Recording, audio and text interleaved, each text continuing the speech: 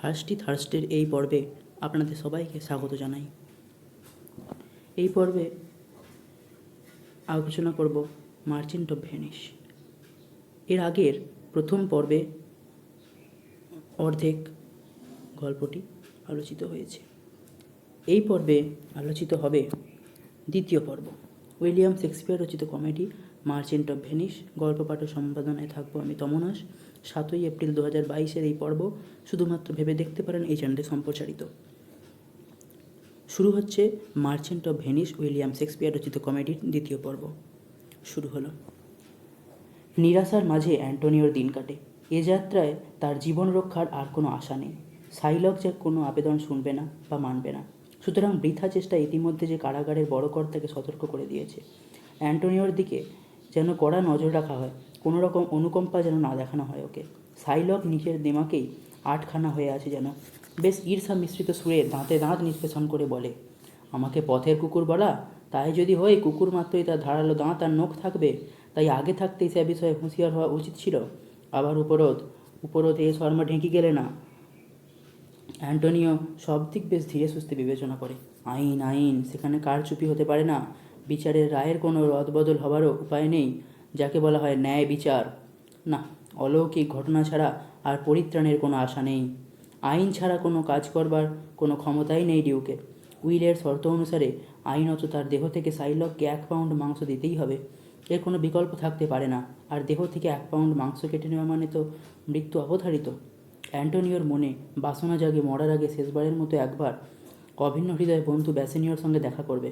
সে নিজে হাজির হয়ে চোখের সামনে তার ঋণ পরিশোধের দৃশ্য দু চোখে সার্থক করুক। এদিকে বাসানিও আর গ্রেসিয়ানো দুজনে ভেনিসে রওনা হবার পর পোর্সিয়া লরেঞ্জোর কাছে সাহায্য ভিক্ষা করতে আসে। আমি একটি বিষয়ে আপনার সাহায্য প্রার্থী। যতদিন আমার স্বামী বাসানিও ফিরে না আসে, ততদিন আমি নেরিসাকে সঙ্গে নিয়ে মাইল 2 দূরে অবস্থিত মঠের মধ্যে ধর্ম অনুষ্ঠানের কয়েকটা দিন আপনিও আমাদের ঘরদোর দেখাশোনা করবেন। লরেঞ্জো আর নেরিসা সাহায্য করবার সম্মতি দিলে পোর্সিয়ার চিন্তা কতকাংশে দূর হয়। সে তার খুড়তুতো ভাই ডাক্তার বেলারিওকে একখানা চিঠি লিখতে বসে। লেখা হবার পর ভৃত্যকে ডাকেন। ভৃত্য আসার পর পোর্সিয়া চিঠিখানি গ্রামের ভেতর পুড়ে মুখ বন্ধ করে ভৃত্যের হাতে দিয়ে নির্দেশ দেন, এই চিঠিখানা তুমি এক্ষুনি গিয়ে আমার ভাই ডাক্তার বেলারিওর কাছে পৌঁছে দিয়ে ফিরে আসবে। ভৃত্য ঘাড় নেড়ে সম্মতি জানিয়ে চলে যাচ্ছে। এমন সময় পোর্সিয়ার পিছু ডাক শুনে আবার ফিরে এসে সামনে দাঁড়ায়। পোর্সিয়া কি যেন ভাবে, তারপর ফিরে আসা ভৃত্যের মুখের দিকে তাকায়। শোনো, আমার ভাই চিঠিখানা পড়ে তোমার হাতে প্রসাদ পরিচ্ছদ বা কাগজপত্র কিছু দেবে। তুমি সেগুলো ভালো করে বেঁধে সেঁধে নিয়ে ভেনিসে যাবার জাহাজ বন্দরের ঘাটে সোজা এসে হাজির হবে। পরিচারিকা নেরিসা কৌতূহলী দৃষ্টিতে পোর্সিয়ার মুখের দিকে তাকিয়েছিল।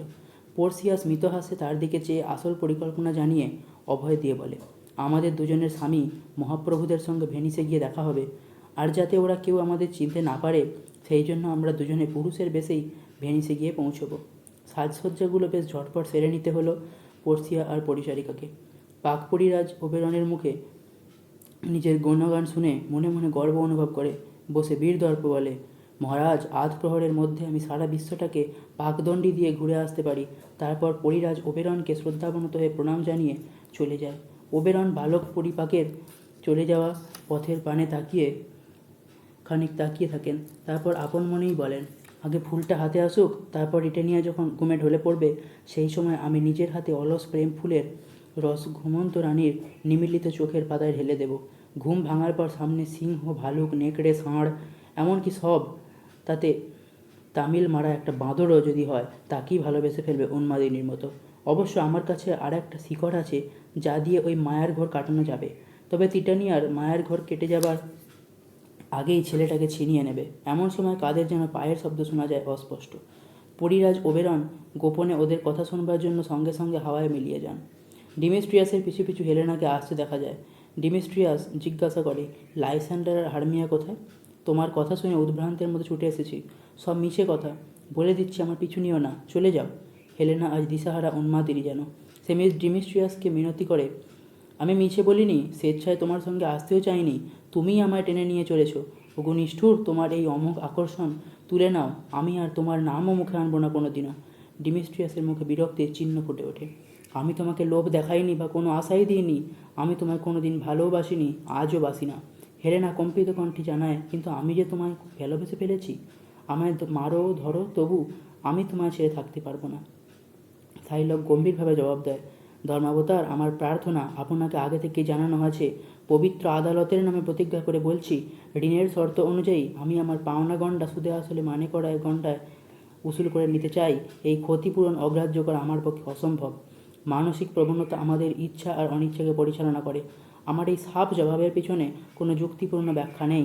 আপনি যদি ন্যায্য প্রাপ্য দিতে অক্ষমতা প্রকাশ করেন, তাহলে বুঝবো আইনের মৃত্যু ঘটেছে আপনার কাছে। বলতে পারেন, কেন কেউ খাবারের টেবিলে বসে হাঁ করে শুয়োর পছন্দ করে না? কেন কোনো লোক বিড়ালের মতো একটা নিরীহ প্রাণী থেকে ভয়ে একেবারে আঁতকে ওঠে? কেনই বা লোকে ব্যাকপাইপের সুর শুনে কানে আঙুল দেয় শব্দ সহ্য করতে পারবে না বলে? জানি এসব লোক অপরের কাছে ধিক্কার আর উপেক্ষার পাত্র হিসেবে গণ্য। বিশেষ করে অ্যান্টোনিওর ওপর আমার ব্যক্তিগত ঘৃণা আছে, আর সে কারণেই মামলা রুজু করে চালিয়ে যাচ্ছি।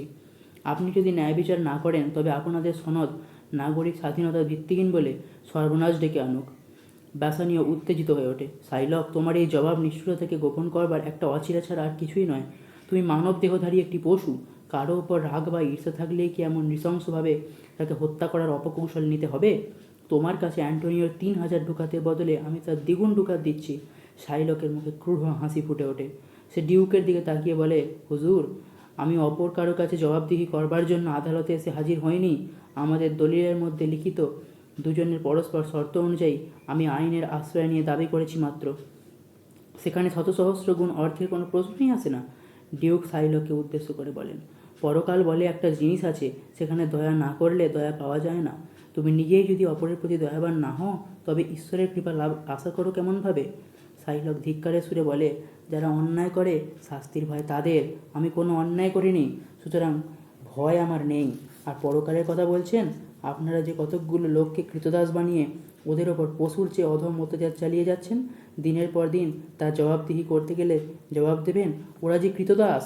কাজেই আমার জবাবটা হচ্ছে, আমি যে অ্যান্টোনিওর দেহের 1 পাউন্ড মাংস দাবি করেছি, সেটা আমার চড়া দামেই কেনা, আর সেটা আমার ন্যায়ত প্রাপ্য। যদি আপনি আমাকে তা থেকে বঞ্চিত করেন, তাহলে বুঝবো আইন মূল্যহীন। আমি এখানে এসেছি বিচারের জন্য, বিচার চাই। আপনি বিচারক, উপযুক্ত বিধান দিন, আশা করি আমার ন্যায্য প্রাপ্য থেকে বঞ্চিত হব না। ডিউক কি যেন ভাবেন, তারপর সংযত সুরে বলেন, আমি ডাক্তার বেলারিও নামে এক বিচক্ষণ আইনজীবীকে এই মামলা পরিচালনা করবার জন্য পাদুয়া থেকে ডেকে পাঠিয়েছি। তিনি না আসা পর্যন্ত আপাতত আদালত মুলতবি রাখলাম। ব্যাসানীয় অ্যান্টোনিওকে অভয় দেয়, প্রিয় বন্ধু, কোনো ভয় নেই। এই ইহুদিটা তোমার দেহে অস্ত্রাঘাত করবার আগে আমি আমার দেহের হাড় মাংস রক্ত সব কিছুই দেবো। অ্যান্টোনিওর মুখে মিষ্টি করুণ হাসি ফুটে ওঠে। তা হয় না, গাছের ফলের মধ্যে যেটা সব ফলের চেয়ে নির্জীব, সেটাই আগে খসে পড়বে। আমাকে সেই মনে করে ঝরে পড়তে দাও। গ্রেসিয়ানো নিজেকে সামলাতে না পেরে সাইলককে অবাচ্য কুবাচ্য গালিগালাজ করায়। সাইলক বেহায়ার মতো বলে, আমি ন্যায় বিচার চাই। যতই খিস্তি খৌর করো না কেন, তাতে আমার কিচ্ছু যায় আসে না। এমন সময় অনুচর এসে জানায়, পাদুয়া থেকে এক পত্রবাহক এসেছে বিখ্যাত আইনজীবী ডাক্তার বেলারিওর কাছ থেকে। সে বাইরে অপেক্ষা করছে আপনার অনুমতির জন্য। ডিউক পত্রবাহককে নিয়ে আসবার জন্য নির্দেশ দেয়। আইনজীবী বেলারিওর মুহুরিবেশী পরিচারিকা নেরিসা প্রবেশ করে ধীর পদক্ষেপে। পরে সশস্ত্র প্রণাম নিয়ে নিবেদন করে, ধর্মাবতার, ডাক্তার বেলারিও আমাকে একটি পত্র দিয়ে আপনাকে দেবার জন্য পাঠিয়েছেন। ডিউক পত্রখানি হাতে নিয়ে খামে খুলে পড়তে থাকেন। মহামান্য ডিউক, অতিশয় দুঃখের সাথে আমি জানাইতেছি যে আমি হঠাৎ অসুস্থ হইয়া পড়ায় সম্পূর্ণ ইচ্ছা থাকিলেও আপনার নিমন্ত্রণ রক্ষা করিতে সক্ষম হইলাম না। আমার বিশেষ পরিচিত বন্ধুবর রোমের লব্ধপ্রতিষ্ঠ আইনজীবী বালহাজারকে ইহুদি সাইলক আর বণিক অ্যান্টোনিওর মোকদ্দমার বিষয় ভালোভাবে জানাইয়াছি। শুধু তাহাই নহে, আমরা উভয়ে নানাবিধ আইনের পুস্তকের মাধ্যমে এ বিষয়ে বিশদ সলা পরামর্শ করিয়াছি এবং একটা স্থির সিদ্ধান্তও বাহির করিয়াছি। এই মামলার নিষ্পত্তি সম্বন্ধে আমার নিজস্ব মতামত আইনজীবী বালহাজারকে জানিয়েছি। আশা করি প্রিয় বন্ধুর আইনে প্রগাঢ় পাণ্ডিত্যের পরিচয় পাইয়া বিশেষ প্রীতি লাভ করিবেন, আর সে বিষয়ে আমার কোনো সন্দেহ নেই। চিঠি পড়া শেষ হলে ডিউক পত্রবাহককে জিজ্ঞাসা করেন, আইনজীবী বালহাজার কোথায়? পত্রবাহক রূপে নেরিসা সসম্মানে জবাব দেয়, মহামান্য ডিউক, তিনি বাইরে অপেক্ষা করছেন। রোমের লব্ধপ্রতিষ্ঠ আইনজীবী বালহাজারকে বিচারালয়ের মধ্যে সসম্মানে নিয়ে আসবার জন্য নির্দেশ দেন। ইতিমধ্যেই সাইলক অ্যান্টোনিওর শরীর থেকে 1 পাউন্ড মাংস নেবার জন্য তার জুতোর তলায় ছুরিটা শান দিতে থাকে। অস্পষ্ট আস্ফালন শোনা যায় তার মুখ থেকে, প্রাপ্য চাই, ন্যায্য প্রাপ্য চাই, বিচার, ন্যায় বিচার। আইনজীবীর পোশাকে সজ্জিত বালহাজার বেশি স্বয়ং পর্ষিয়াকে বিচারালয়ে নিয়ে আসা হয়। ডিউক সামনের আসন দেখিয়ে আইনজীবী বালহাজারকে সাদর অভ্যর্থনা জানিয়ে বসতে অনুরোধ করেন। বালহাজার বেশি পর্ষিয়া ডিউকের প্রতি অভিবাদন জানিয়ে আসন গ্রহণ করেন। আইনজীবী বেশি পর্ষিয়া এবার আসন থেকে উঠে দাঁড়ান। দুপাশের কাঠগড়ায় বাদী ইহুদি সাইলক ও বিবাদী বণিক অ্যান্টোনিও দাঁড়িয়ে রয়েছে। আইনজীবী বেশি পর্ষিয়া ওদের দুজনের দিকে ভালো করে চেয়ে থাকে।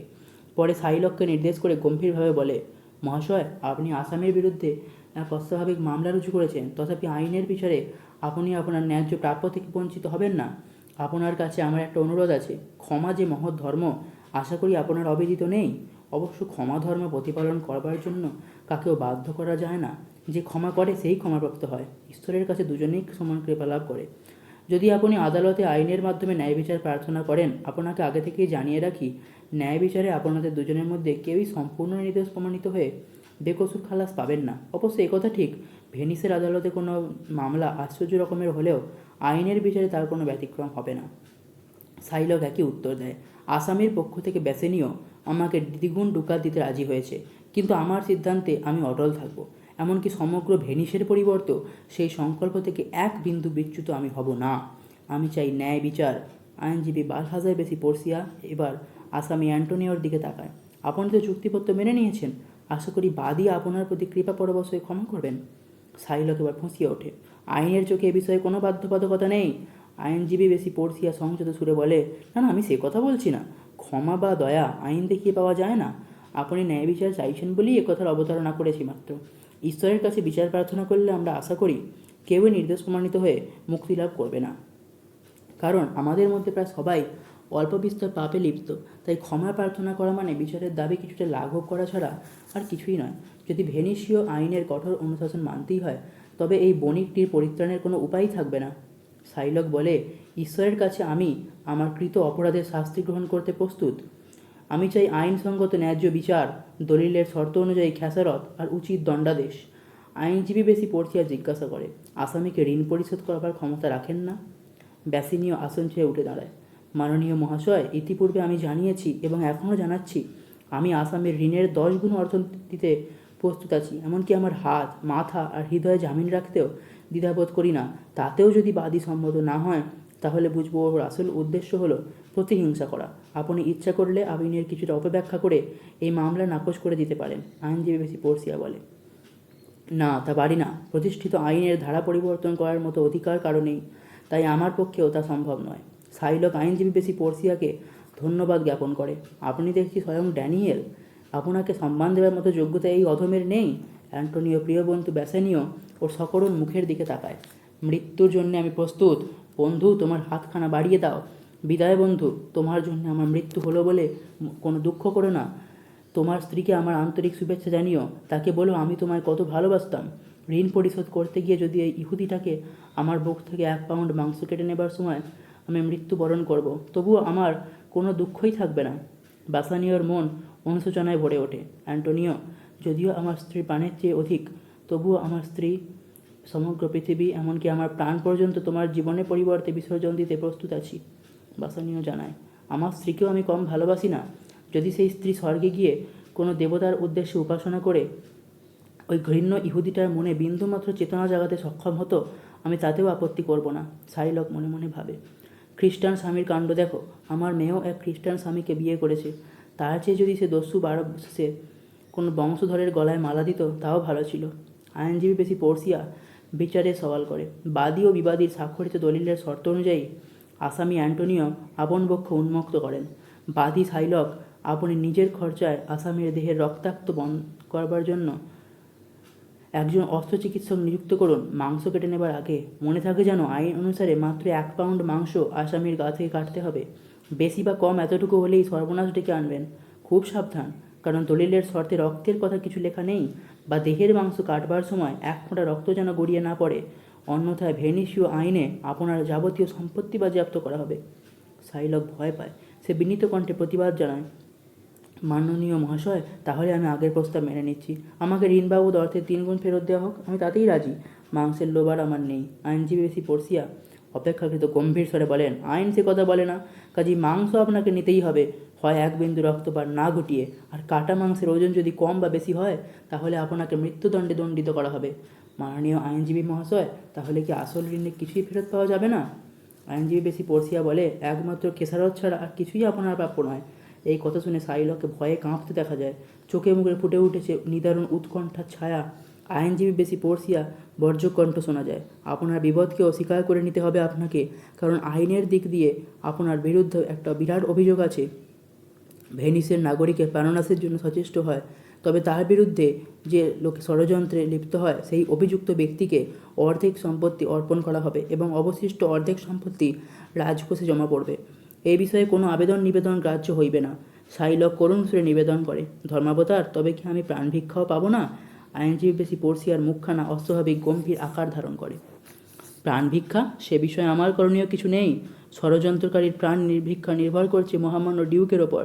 তিনি যদি দয়াপরবশ হয়ে অপরাধীর প্রতি দয়া প্রদর্শন করে প্রাণ ভিক্ষা দেন, সে কথা স্বতন্ত্র। সবই তার দয়া বা ক্ষমার উপর নির্ভর করে। আমি আইনের দিক দিয়ে বিচার করে আপনাকে জানাতে বাধ্য হচ্ছি যে আপনি খুনের ষড়যন্ত্রে অভিযুক্ত। তার কারণ সাক্ষ্য প্রমাণাদির সাহায্যে বর্তমানে সব কিছু পরিষ্কারভাবে প্রকাশিত হয়ে পড়েছে যে আপনি স্বয়ং প্রত্যক্ষ বা পরোক্ষভাবে আসামি বণিক অ্যান্টোনিও প্রাণনাশের ষড়যন্ত্রে লিপ্ত এবং আইনের বিধান অনুযায়ী নিজের হাতে আপনি নিজের কবর খুঁড়েছেন।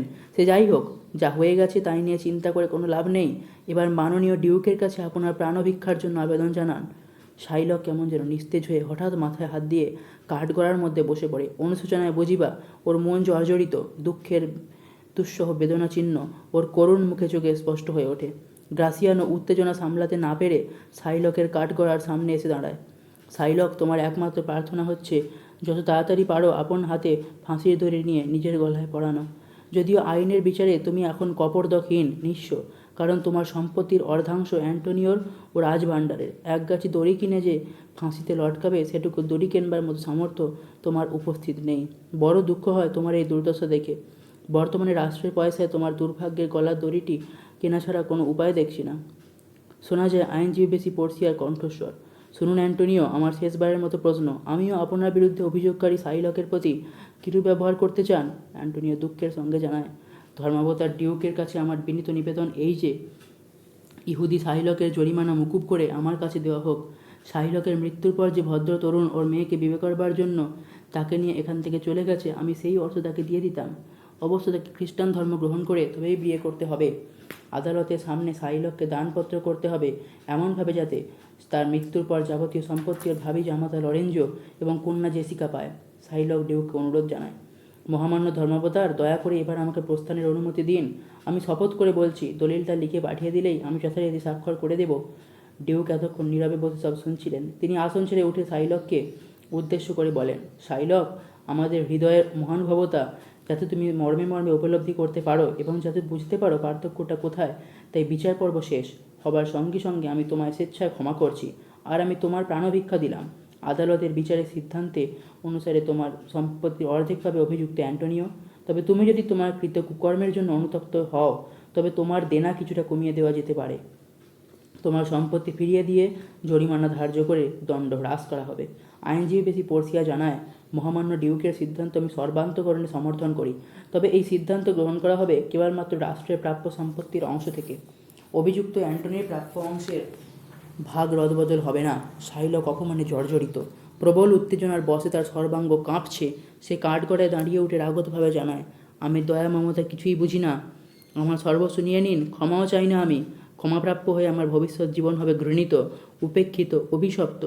যে সম্পত্তির ভিত্তিতে আমি নিজেকে প্রতিষ্ঠিত করে জীবনযাত্রা নির্বাহ করছিলাম, সেই বুনিয়াদি যদি ধূলিসাৎ হয়ে যায়, তবে জীবনমৃত অবস্থায় বেঁচে থেকে লাভ কি? হে মহান ধর্মাবতার, আমার প্রতি মৃত্যু দণ্ডাদেশ দিয়ে আমাকে চিরমুক্ত করুন। আইনজীবী বেশি পড়শিয়া অ্যান্টোনিওকে লক্ষ্য করে বলে, এ বিষয়ে আপনার কোনো বক্তব্য আছে কি? আপনি সাইলককে যদি আর কোনো রকমে ক্ষমা করতে পারেন আমাদের সামনে বলুন। গ্রাসিয়ানো ভ্রুকুটি করে।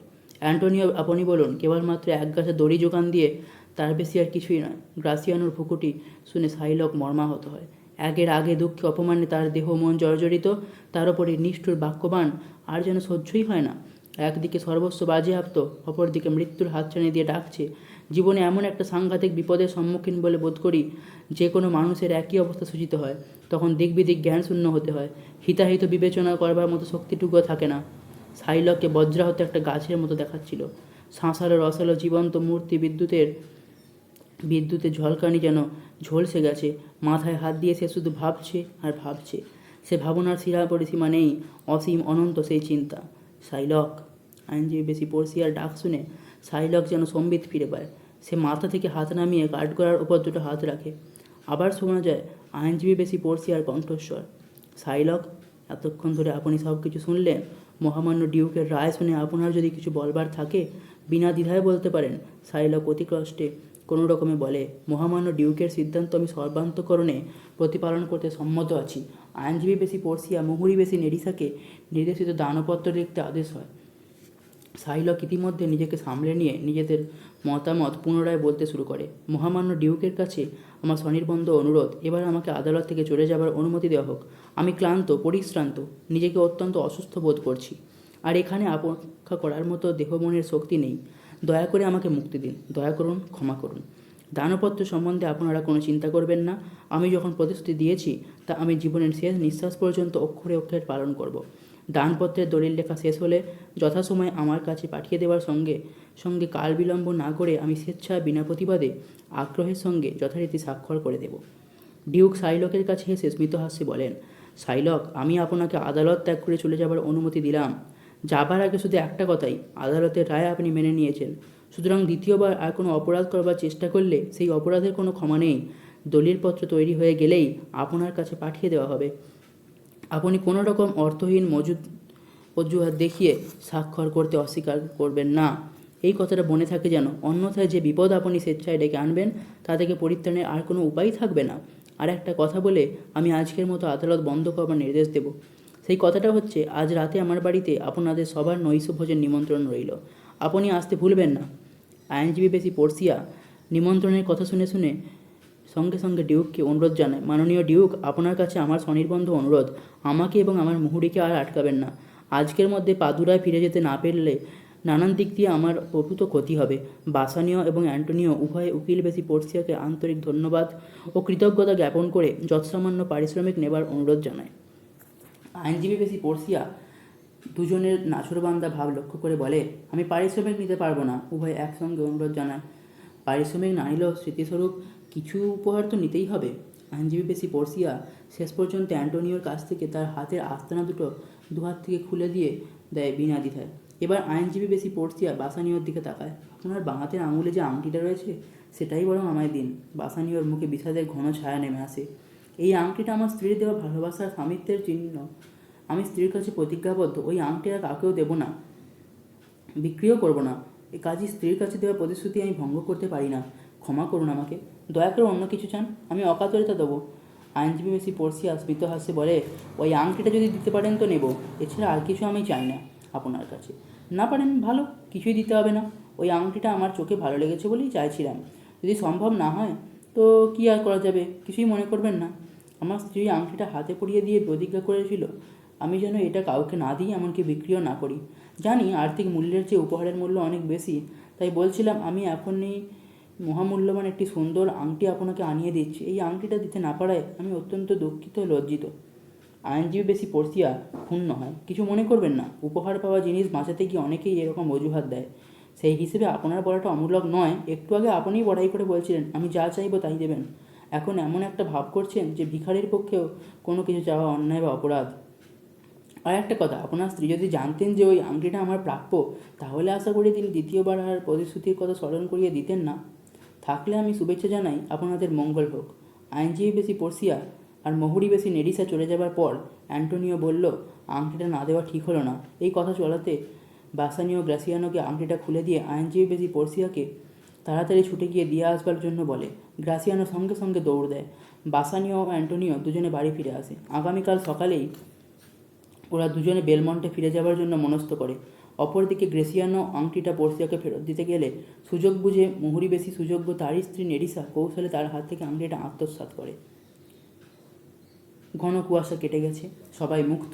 তৃপ্তির হাসি সবার মুখে। আংটি রহস্যটা আনন্দের মাত্রা আরও বাড়িয়ে দিয়েছে। শুধু শাইলকের অন্তর অনুশোচনায় ভরে রয়েছে, তাই মুখে বিষাদের ছায়া আজও যায়নি। পড়শিয়া আর নেরিসা বিচারের প্রহসন পর্ব সমাপ্ত করে চুপিসারে যথাসময় নির্বিঘ্নে বাড়িতে পৌঁছেছে। বাসানীয়র বর্তমানে অ্যান্টোনিওর আতিথ্য গ্রহণ করে ভেনিসেই রয়েছে। সদ্যবিবাহিতা স্ত্রী পড়শিয়ার বিবাহে তিনি মুহ্যমান হয়েছেন। তিনি বন্ধু অ্যান্টোনিওকে সঙ্গে নিয়ে বেলমন্টে চলে গেলেন। ওদিকে পোর্সিয়া বাড়ি ফিরেই দেখে তার ঘরে আলো জ্বলছে। ঘরে ঢুকে সে পরিচারিকা নেরিসাকে বলে, দেখছো নেরিসা, একটি মাত্র ছোট্ট মোমবাতি কত দূর পর্যন্ত আলো ছড়াচ্ছে। এই কুটিল পৃথিবীতে একটা সৎ কাজ এমন করেই উজ্জ্বল হয়ে ওঠে। নেরিসা হাসে। ঠিক বলেছেন, এটিই দুনিয়ার রীতি। যতক্ষণ চাঁদের আলো ছিল, মোমবাতির আলো ছিল অত্যন্ত ম্রিয়মান, আমাদের দুজনের চোখে আলো রেখাপাত করেনি। পর্সিয়া ভাবাবেশে বিভোর। এইভাবে মহত্তর গৌরব ক্ষুদ্রতরকে মালান করে দেয়। রাজ্যের অনুপস্থিতিতে তার প্রতিনিধি রাজার মতোই সৌন্দর্যের অধিকারী হন। রাজার বর্তমানে সেই গৌরবের সৌন্দর্য নিষ্প্রভ হয়ে যায়। যেমন করে ছোট নদী বিরাট সমুদ্রগর্ভে বিলীন হয়, ঠিক সেই রকম। এই সময় বাসানিও তার বন্ধু অ্যান্টোনিওকে সঙ্গে নিয়ে ঘরে এসে হাজির হয়। বাসানিও পর্সিয়াকে উদ্দেশ্য করে বলে, সূর্য অস্ত চলে গেলেও তোমরা যদি ঘুরে বেড়াও, পৃথিবীর অপর গ্রহার্ধের মতো আমরাও দেখতে পাই। পর্সিয়া রহস্য ছলে বলে, আমরা আলো দিতে পারছি, কিন্তু হালকা না হয়ে যায়। হালকা স্বভাবের স্ত্রী কোনো স্বামীরই কাম্য নয়। ওরা স্বামীকে বিষণ্ণ করে ফেলে। আমি মনে করি যে আমার জন্য বাসানিওর তা হলো না। ভগবান মঙ্গল করুন, প্রিয়তমাকে আমি স্বাগত জানাই। বাসানিও পর্সিয়াকে আন্তরিক ভালোবাসা ও ধন্যবাদ দেয়। প্রিয়তম, আমার বন্ধু অ্যান্টোনিও আমাদের অতিথি হয়ে এসেছে, তুমি তাকে স্বাগত জানাও। এই অভিন্ন হৃদয়ের বন্ধুত্বই আমার অসময়ে বন্ধুর মর্যাদাস্বরূপ আপন জীবন বিপন্ন করে অকাতরে সাহায্য করেছে। পর্সিয়া অ্যান্টোনিওকে স্বাগত অভ্যর্থনা জানায়। আমরা দুজনেই আজ ওর কাছে কৃতজ্ঞ। এর আগেও বলেছ, তোমার ওই বন্ধু তোমার বিপদের সময় পাশে দাঁড়িয়েছে, এমনকি নিজের জীবন বিপন্ন দেখেও কোনো অভিযোগ করেনি। বাসানীয় স্ত্রীর মুখের দিকে তাকায়। আমার কাজের চেয়েও আমি ওর কাছ থেকে অনেক কিছু পেয়েছি। বন্ধু কোনো বিমুখ করেননি। পর্সিয়া অ্যান্টোনিওকে উদ্দেশ্য করে বিনীতভাবে বলে, মহাশয়, শুধু কথার মাধ্যমে নয়, আমি চাই ব্যবহারের মধ্যে দিয়ে আমাদের কৃতজ্ঞতা প্রকাশ করতে। আশা করি সে সুযোগ থেকে বঞ্চিত হব না। ইতিমধ্যে গ্রেসিয়ানো আর নেরিসার মধ্যে তুলকালাম বেঁধে গেছে। গ্রেসিয়ানো নেরিসাকে বলে, আমি দূরের ওই চাঁদের নামে প্রতিজ্ঞা করে বলছি, তুমি শুধু শুধু আমার প্রতি অবিচার করেছো। আমি একটুও মিথ্যা বলছি না যে আমি তোমার দেওয়া আংটিটা মুকিলের মুহুরীর হাতে দিয়েছি। এখন এছাড়া আমার আর কোনো উপায় ছিল না। আমাকে বিশ্বাস করতে পারছো না? আমার প্রতি তোমার ব্যবহার দেখে মনে হচ্ছে আংটির অধিকারের মৃত্যুই ছিল শ্রেয়। দুজনের চিৎকার শুনে পর্সিয়া বারান্দায় দাঁড়ায়। তারপর ধমকের সুরে বলে, কি হয়েছে? বাড়িতে পা দিতে না দিতেই দুজনে চুলোচুলি শুরু করেছো? ঝগড়াটা কিসের জন্য? গ্রেসিয়ানো নিজেকে সামলে নেয়। ব্যাপারটা মাত্র এক টুকরো সোনা নিয়ে। নেরিসা আমার হাতে সামান্য একটা আংটি পরিয়ে দেবার সময় প্রতিজ্ঞা করিয়ে নিয়েছিল, আমি যাতে কোনো রকমে ওই আংটি কাউকে না দিই বা বিক্রি করি। তাহলে প্রমাণিত হবে আমি প্রকৃতভাবে ওকে ভালোবাসি না। আমার ভালোবাসার মধ্যে খাদ আছে। এ যেন প্রকৃতির সর্বত্র ছুরি বিক্রেতাদের ছুরির গায়ে নীতিবাক্য খোদাই করা। এমনইভাবেই ওই আংটিটার গায়ে খোদাই করা ছিল, আমাকে ভালোবাসা, আমাকে ছেড়ে যেও না। ভেনিসের এই মুহুরীকে আংটিটা দিতে বাধ্য হয়েছি আমি। নেরিসা ফুঁপিয়ে ওঠে, আমার ভালোবাসার উপহার তুমি আর আরেকজনের হাতে তুলে দিলে? তোমার যে পুরুষ মানুষ, তোমরা পারো না এমন কাজ নেই। পর্সিয়া মুখের হাসি চেপে নেরিসার হয়ে বলে, গ্রাসিয়ানো, এটা কিন্তু খুব অন্যায় হয়েছে।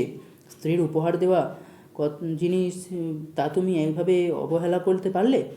আংটিটা আঙুলে পরবার সময় প্রতিজ্ঞা করেছিলে, সে প্রতিজ্ঞা ভঙ্গ করা খুব খারাপ। আমিও আমার স্বামীর আঙুলে একটা আংটি পরিয়ে দেওয়ার সময় এরকম প্রতিজ্ঞা করিয়েছিলাম। আমার স্ত্রী তোমাদের সামনে দাঁড়িয়ে আছে, জিজ্ঞাসা করে দেখো। আমার দৃঢ় বিশ্বাস উনি আজও তার আঙুল থেকে সেই আংটিটা দেননি বা বিক্রি করেননি। উনি আমার প্রাণেশ্বর, আর আমি তার অর্ধাঙ্গিনী। শুধু পার্থিব সম্পদ কেন, এমনকি পৃথিবীর অধিকার লাভের বদলেও তিনি প্রাণ থাকতে তা কাউকে দিতে পারেন না। বাসানিও মনে মনে প্রমাদ গুণে, আমি যদি এই সময় বাঁ হাতের আঙুলটায় পড়া সেই আংটিটা দেখিয়ে দিতাম। পর্সিয়া বাসানিয়ার মুখের দিকে তাকাতেই বাসানিও অপরটির মতো মাথা নিচু করে ফেলে। প্রিয়তম, মিথ্যা বলে আমি ভালোবাসার অবমাননা করতে চাই না, তাতে অপরাধের মাত্রা বাড়বে বই কমবে না। আমার হাতে তোমার দেওয়া আংটিটা আর নেই, আশা করি তুমি আমায় ভুল বুঝবে না। আমি কী পরিস্থিতির মধ্যে আংটিটা দিতে বাধ্য হয়েছি তা যদি শোনো, তবে আমার প্রতি তুমি কোনো অবিচারই করবে না। আমার প্রিয় বন্ধু অ্যান্টোনিওকে নিশ্চিত মৃত্যুর হাত থেকে যিনি রক্ষা করেছেন, সেই মহানুভব আইনজীবী আমার কাছ থেকে ওই আংটিটা ছাড়া আর কিছুই নিতে চাইনি। আমি নিতান্ত নিরুপায় হয়ে আংটিটা দিতে বাধ্য হয়েছি। পর্সিয়ার ধৈর্যের বাঁধ ভেঙে যায়। তুমি যদি তোমারই দেওয়া প্রতিশ্রুতি সম্বন্ধে এতটুকু সচেতন হতে, তাহলে এমন একটা কাজ কখনোই করতে না। তার মানে ভালোবাসার মূল্য তুমি দিতে জানো না। বাসানিও যেন আকাশ থেকে পড়ে। এত বলেও কোনো লাভ হলো না। তবু নিজেকে সামলে নিয়ে এসে সংযত সুরেই বলে, প্রিয়তমে, তুমি আমায় বিশ্বাস করো, আমি তোমার দোহাই দিয়ে বলছি, ওই আইনজীবী ছাড়া আর কাউকে আমি আংটিটা দিইনি। ওই আইনজীবী 1000 ডুকাতও নিতে চাইলেন না। তার একমাত্র চাহিদা ওই আংটি। তিনি যখন অসন্তুষ্ট হয়ে চলে যাচ্ছেন, সে সময় অগত্যা আমি আমার অভিন্ন হৃদয় বন্ধু অ্যান্টোনিওর জীবন রক্ষা করেছেন, আমি তাকে ফিরিয়ে দিতে পারিনি। তাই শেষ পর্যন্ত আংটিটা ওর কাছে পাঠিয়েই দিলাম। এতে যদি আমার অপরাধ হয়ে থাকে আমি তোমার কাছে ক্ষমা চাই। পড়শিয়া রাগত সুরে জানায়, সেই আইনজীবী ভবিষ্যতে যেন আমার চোখের সামনে না আসেন। বলা যায় না আমার প্রিয় আংটিটা যিনি তোমার কাছ থেকে ছিনিয়ে নিয়েছেন তিনি এলে কি জানি আমিও তোমার মতোই আমার যথাসর্বস্ব তাকে বিলিয়ে দিতে পারি। তোমার কাছে আমার অনুরোধ, এবার থেকে আরেকটু রাতের জন্য তুমি আমায় ছেড়ে বাইরে যাবে না। তুমি শতচক্ষু আয়গণের মতো আমার সদা সর্বদা পাহারা দেবে। অন্যথায় আমার বলতে যা কিছু আছে আমি সবই দিয়ে সেই আইনজীবী শয্যা সঙ্গিনী হব। নেরিসা এতক্ষণ নীরবে শুনছে পড়শিয়ার কথা। সে এবার বলে, আমার প্রতি যদি আমার স্বামী উদাসীন হয় তাহলে আমিও সেই মুহুরীর শয্যা সঙ্গিনী হব। অ্যান্টোনিও মনে মনে ধিক্কার দিয়ে বলে ওঠে, আমিই যত অনর্থের মূল। পড়শিয়া বিনীতভাবে বলে, মহাশয়, আপনার হাহুতাশ করবার কোনো কারণ নেই। আপনি আমার স্বামীর অভিন্ন হৃদয় বন্ধু ও মাননীয় অতিথি। আপনাকে সাদর স্বাগত জানাচ্ছি। বাসানীয় আবেগ ভরে পড়শিয়াকে বলে, প্রিয়তম পড়শিয়া, আমি নিরুপায় হয়ে এই অন্যায় কাজ করেছি। আমার প্রাণের বন্ধুর সামনে আমি অকপটে তা স্বীকার করছি। তোমার দোহাই, এমন কি যার মধ্যে আমি নিজেকে দেখতে পাই, তোমার সেই দুটি সুন্দর চোখের দোহাই দিয়ে আমি বলছি, আমায় বিশ্বাস করো। পড়শিয়া সবার দিকে একবার তাকিয়ে নেয়, পর ধীরে ধীরে অথচ সংযত সুরে বলে, আপনারা নিশ্চয়ই শুনছেন ওর কথা। উনি আমার চোখে নিজেকে দুভাবে দেখে থাকেন, একটি চোখে একরকম, অপর চোখে আরেক রকম। তোমার দুরকম ব্যক্তিত্বের অভিনবত্বে শপথ গ্রহণ করা হলে আমি বিশ্বাস করি। বাসানীয় প্রতিবাদ না করে বলে, মোটেই তা নয় পড়শিয়া, তুমি আমার কথা ভালো করে শোনো। আমার অপরাধ যদি হয়ে থাকে ক্ষমা করো।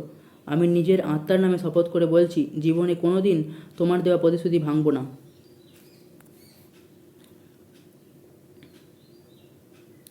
অ্যান্টোনিও ধীর অথচ শান্ত কণ্ঠস্বর শোনা যায়। মনে পড়ে একদিন প্রিয় বন্ধু বাসানীয় শুভকামনার অভিপ্রায়ে আমি নিজের জীবন বন্ধক রেখেছিলাম। আর এও ঠিক, ওই আইনজীবী না থাকলে দুজনের মধ্যে একজন প্রাণ হারাতো। আমিও প্রতিশ্রুতি দিচ্ছি, আমার আত্মাকে দোহাই দিয়ে আমার প্রিয় বন্ধু ভবিষ্যতে শতপ্রণোদিত হয়ে তার দেওয়া প্রতিশ্রুতি ভঙ্গ করবে না। পড়শিয়া নিজেকে সামলে নেয়, তারপর জামার ভেতর থেকে একটা সোনার আংটি বার করে অ্যান্টোনিও হাতে দিয়ে বলে, আপনি সাক্ষী, আংটিটা আমার স্বামীকে দিয়ে সতর্ক করে দিন, তিনি যেন আগের চেয়ে ওটাকে আরও বেশি সাবধানে রাখেন। অ্যান্টোনিও সানন্দে আংটি নিয়ে বাসানীয়র বাঁ হাতের আঙুলে পরিয়ে দেয়। প্রিয় বন্ধু, তুমি সব কিছুই শুনেছ, নতুন করে সেসব কথা আমি আর বলতে চাই না। তোমার স্বামী তোমার কৃত অপরাধ ক্ষমা করেছে, আমাকে সাক্ষী রেখে তোমাকে আরেকটা সুযোগ দিচ্ছে, যাতে তুমি ভবিষ্যতে একই অপরাধের সম্মুখীন না হও। তোমার কাছে আমার এই একান্ত অনুরোধ। আংটিটা দেখিয়ে বাসানীয় অবাক হয়ে যায়। আংটিটা যে এই আগেরই আংটি, সে বিষয়ে সন্দেহের কোনো অবকাশই নেই। সে পড়শিয়ার দিকে অবাক হয়ে তাকিয়ে কি যেন দেখে। পড়শিয়া, এই আংটি তোমার কাছে কেমন এলো? পড়শিয়া ব্যঙ্গ করে বলে, যদি বলি আমি এই আংটিটা সেই আইনজীবীর কাছ থেকে পেয়েছি, তুমি এ কথা বিশ্বাস করবে? বাসানীয়র মন দারুণ উৎকণ্ঠায় ভরে ওঠে। মনের কোণে ছোট্ট একটা প্রশ্ন জাগে, আমি যে জেগে আছি নাকি স্বপ্ন দেখছি ঘুমের ঘোরে, এও কি সম্ভব? প্রিয়তম, তোমাকে আমি অবিশ্বাস করি না, তবে অবাক হয়ে যাচ্ছি সেই আইনজীবী এত দূরে থাকেন, অথচ তুমি এত অল্প সময়ের মধ্যে আংটিটা কেমন করে তার কাছ থেকে আনলে? পড়শিয়া এবার সব কথা অকপটে বলতে থাকে, আমিই আইনজীবী আর নেরিসা মুহুরি। আমরা দুজনে ছদ্মবেশ ধরে জাহাজে করে পাড়ি দিই ভেনিসের দিকে। তোমরা তার থেকে একদিন আগে রওনা হয়েছিলে। আমাদের সব কাজে সাক্ষী হতে স্বয়ং লরেঞ্জো। ভোর হয়ে আসছে, ভেতরে আসুন। এখানেই শেষ হচ্ছে উইলিয়াম শেক্সপিয়ার রচিত মার্চেন্ট অফ ভেনিসের দ্বিতীয় পর্ব। উইলিয়াম শেক্সপিয়ার রচিত কমেডি মার্চেন্ট অফ ভেনিস। গল্পপাঠ ও সম্পাদনায় ছিলাম আমি তমনাস। 7ই এপ্রিল 2022 এই পর্ব শুধুমাত্র ভেবে দেখতে পারেন এই চ্যানেলে সম্প্রচারিত। এখানেই শেষ হলো উইলিয়াম শেক্সপিয়ারের মার্চেন্ট অফ ভেনিসের দ্বিতীয় পর্ব। আর আগামী 14ই এপ্রিল 2022 ঠিক সকাল 9টায় শুধুমাত্র ভেবে দেখতে পারেন এই চ্যানেলে দেখুন উইলিয়াম শেক্সপিয়ার রচিত ওথেলো। Stay tuned. ধন্যবাদ।